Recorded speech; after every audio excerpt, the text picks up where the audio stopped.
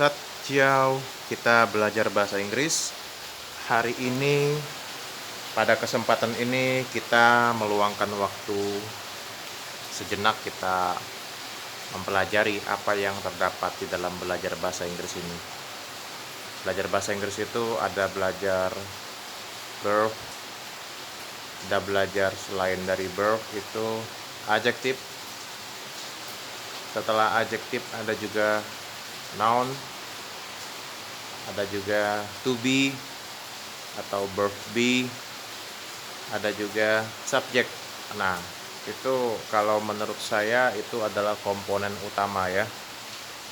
Itu bukan komponen yang part of speech itu. Gitu. Yang kita bahas itu dari subjek, kita pahami dulu subjek itu, subjek pronoun itu apa. Itu belajarnya dari pronoun chart. Kemudian kita ada to be itu am is are dan lain-lain. Kemudian kita tahu bahwa kata itu golongannya adalah adjektif atau noun atau verb. Nah, itu. Kali ini yang kita bahas adalah noun. Noun adalah kata benda. Kita singkat menjadi N. Nah, kata benda ini kita bagi menjadi dua. Ada yang countable noun, benda, barang, kata benda yang bisa dihitung. Kita singkat itu C, karena dia C-nya itu countable noun. Yang bisa dihitung, bisa 1, bisa 3, bisa 5, dan seterusnya. Kemudian kata benda yang kedua kita bisa golongkan menjadi U. Lambang atau simbolnya U. Uncountable. Uncountable noun ini yaitu yang tidak dapat dihitung. Kita nggak bisa ngelihatnya itu ada 5, ada 7, dan seterusnya. Makanya itu uncountable sama countable beda ya, antara yang bisa dihitung dan tidak bisa dihitung. Kita ngelihat yang countable. Benda barang apa yang bisa dihitung? Kita lihat ada egg, telur, komputer, person, orang.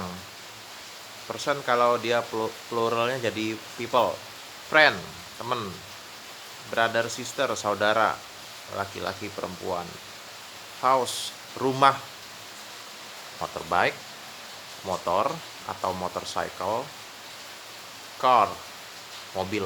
Kemudian kita punya U itu uncountable, yaitu contohnya money, uang, rice, beras, coffee, kopi, sugar, salt, gula, garam, coklat,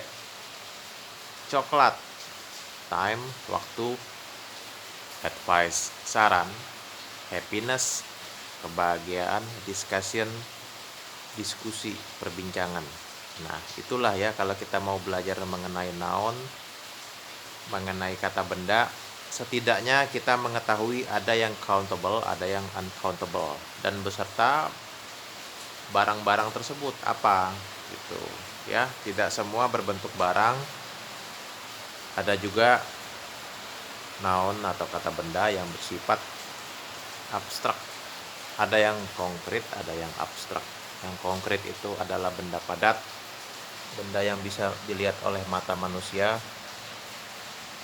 Yang abstrak itu adalah tidak ada bentuk, wujud fisiknya tidak ada. Nah, dari segi ini kita bisa belajar juga bahwa ada yang konkret, ada yang abstrak.